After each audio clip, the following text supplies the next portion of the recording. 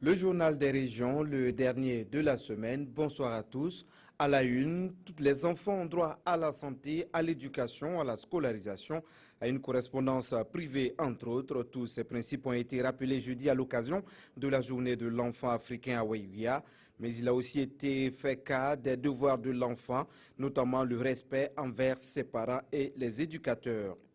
Et puis, il y a de la grogne au MPP, le parti au pouvoir, dans l'arrondissement 4 de Bobo-Dioulasso. Certains militants sont contre le choix de celui qui sera le maire de cet arrondissement.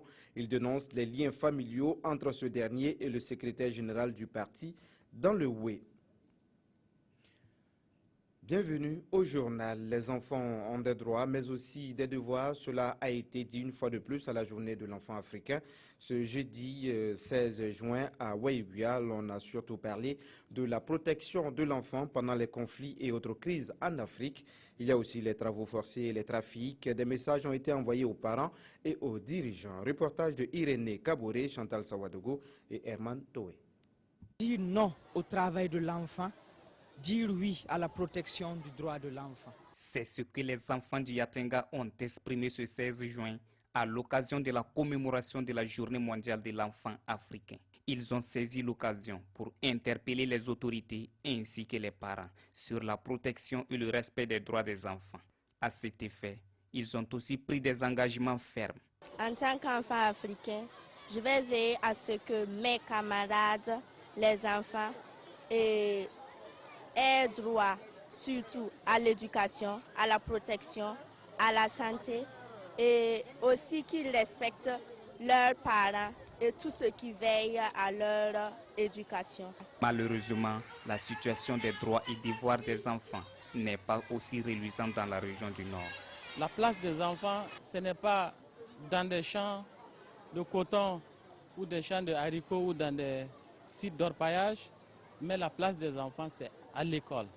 Aller apprendre, aller prendre le savoir pour pouvoir donc s'insérer dans la vie et participer au développement du Burkina Faso. Placé sous les thèmes conflits et crises en Afrique, protégeons les droits de tous les enfants. Cette 26e journée mondiale de l'enfant africain rend hommage aux enfants innocents de Soweto, massacrés sous le régime de l'apartheid en 1976. La délégation spéciale qui a remplacé le Conseil régional du Sud-Ouest après l'insurrection d'octobre 2014 est réunie ce vendredi à Gawa. Les conseillers ont dressé le bilan financier de 2015. Ils ont également adopté un budget supplémentaire pour 2016.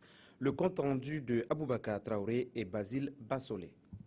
Tous les délégués. C'est à l'unanimité et par acclamation que les conseillers du Sud-Ouest ont adopté le compte de gestion et administratif 2015 du Conseil régional. Le bilan révèle un excès de dépenses de plus de 48 millions de francs CFA par rapport aux recettes encaissées. Le fonctionnement est déficitaire à 15 millions et l'investissement c'est à 32 millions 700 et quelques. Ce déficit-là s'explique par le fait que la dotation globale de fonctionnement de l'État donne chaque année un peu d'argent pour le fonctionnement et un peu d'argent pour l'investissement. Donc, de 2015, là, ces deux recettes-là sont arrivées en 2016. Voilà, donc nous allons mettre ces recettes-là dans le budget supplémentaire 2016. Là. Aussi, PNGT, dans l'accord de financement PNGT 2015, PNGT devait nous donner 40 millions pour la construction des salles de classe.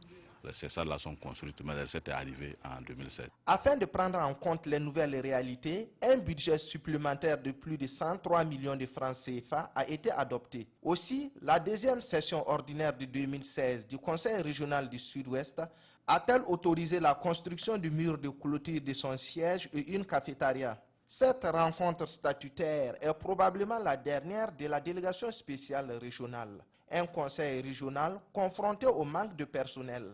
Toutes les sessions que nous avons organisées, le quorum est atteint. À ce niveau-là, nous n'avons pas eu de difficultés. La difficulté majeure du conseil régional du Sud-Ouest, c'est le manque de personnel surtout. C'est une difficulté depuis qui date. Le budget aussi ne nous permet pas de recruter des agents. Le prochain conseil régional a donc du pain sur la planche. Au centre universitaire polytechnique de Weywia, les choses rentrent dans l'ordre.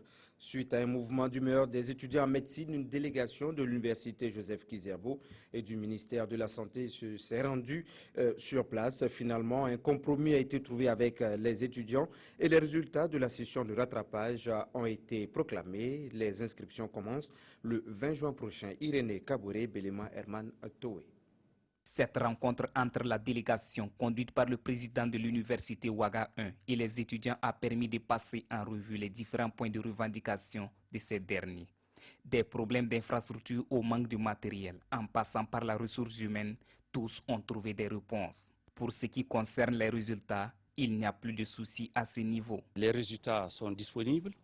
Les étudiants vont être capables, dès le lundi, de pouvoir s'inscrire à la DAOI. Nous avons aussi eu des informations en ce qui concerne la question du FONER et la question du SURSPB.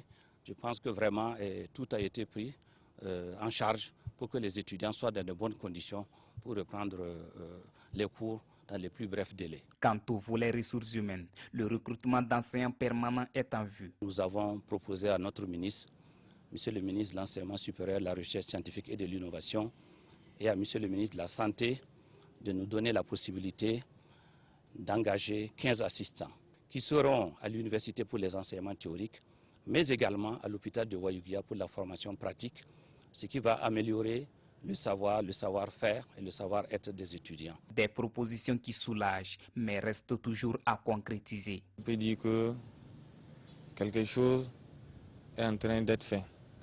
Mais néanmoins, nous disons que étudiants, nous restons vigilants.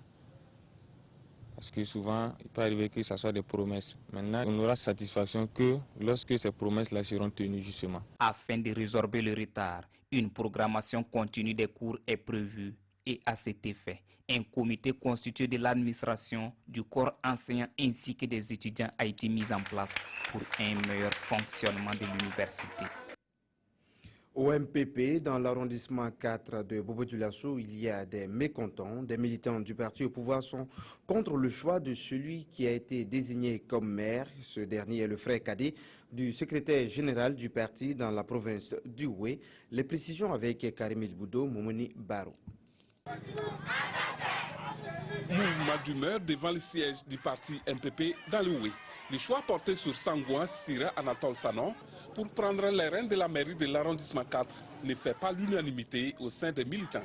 Cette foule qui manifeste son mécontentement exige son remplacement pour l'intérêt supérieur du parti. Anatole Sanon à la tête de l'arrondissement 4, on ne veut pas. Hilarion au conseil régional, on ne veut pas. Même père, même mère, c'est flagrant. Non, il n'en est rien, rétorque les responsables du parti dans le Oué. Pour lui, seuls les principes de la démocratie ont prévalu au choix des personnes indiquées. La semaine passée, nous avons effectivement procédé à la désignation des candidats au sein du parti pour, en tout cas, siéger dans les exécutifs locaux. Ce sont les conseillers qui votent à bulletin secret. Et c'est ce que nous avons appliqué tout au long du processus jusqu'à la fin des travaux. En tous les cas, le secrétaire général Léon Sanon en appelle au respect des règles du parti pour éviter que les oiseaux de mauvaise augure ne fassent mauvais procès. Autre chose, 50 villages dans la province de la Tapua disent non au mariage forcé et précoce, ainsi qu'aux mutilations génitales féminines. L'engagement est pris au cours d'une cérémonie à Diapaga, chef-lieu de la province. Cette prise de position est l'œuvre de l'ONG Mwangaza Action. Le point avec Emedouamba et Lambert Soma. L'ONG Mwangaza Action s'active à travers diverses activités dans la lutte contre les mariages forcés, précoces, ainsi que l'excision dans la Tapua, une province où le phénomène ne faiblit pas. En permettant aux différentes sensibilités des 50 villages touchés par le programme de faire une déclaration publique pour dire non à ces pratiques, Mwangaza Action entend responsabiliser les communautés à la base. Ce n'est que le début des choses, comme on le dit. Parce qu'avec cet engagement, il faut travailler avec la communauté pour l'aider à la maintenir. Que plus jamais on entend parler de mariage d'une fille de moins de 18 ans, que plus jamais on entend parler de l'excision dans cette province de la Tapua. Les représentants des femmes, des jeunes, des chrétiens, des musulmans et des coutumiers ont pris l'engagement de s'investir dans la lutte. Nous avons la chance d'avoir cet appui qui nous aidera à faire progresser cette information au niveau de nos communautés. D'ici l'an 2017, en tout cas quand on va parler d'excision, parler de mariage précoce, en tout cas nous doutons pour que ça finisse. J'allais exhorter les différentes communautés que leurs déclarations soient réellement de vrais engagements afin qu'ensemble nous puissions éradiquer ce fléau dans la Tapoa. Des acquis ont été engrangés en un an de fonctionnement en termes d'information et de sensibilisation, de renforcement de capacités ainsi que la sécurisation et l'autonomisation de la jeune fille. Le tout grâce au soutien financier de l'UNFPA. Le jeûne musulman qui se déroule en ce mois de juin fait partie des 5 piliers de l'islam. Il est donc obligatoire pour tout musulman à l'âge adulte, mais seulement certaines personnes ne peuvent pas jeûner pour plusieurs raisons. C'est ce que nous allons voir dans ce reportage de Irénée Kaboré et Alidou Alain Savadogo. Le mois de jeûne est l'un des moments importants pour la communauté musulmane. L'observation de ces piliers est une obligation pour tout musulman ayant l'âge adulte. Cependant, il n'est pas une obligation pour certains fidèles, dont les malades et les personnes âgées. Il y a effectivement les femmes qui sont en période, par exemple, de menstruer, la femme en période de logis. Il y a également l'enfant, comme je l'ai dit, jusqu'à ce qu'il devienne pubère. Il y a également le fou. Ceux-là sont dispensés pratiquement du jeûne. Ce qui est recommandé à certaines personnes dispensées du jeûne, comme les malades à longue durée et ceux du 3e âge, c'est de faire ce qu'on appelle l'aumône chaque soir avec une quantité égale, par exemple, à un sawal. Le sawal, c'est à peu près, si vous voulez, à peu près 1 kilo. Par exemple, pour quelqu'un qui est malade ou qui est en voyage, c'est aussi quelqu'un qui peut compter le nombre de jours. Il peut suspendre donc son jeûne jusqu'à ce qu'il revienne de son voyage ou alors jusqu'à ce qu'il retrouve pratiquement la santé. Pour ces personnes à risque qui tiennent à accomplir ces rites, les agents de santé conseillent un suivi sanitaire.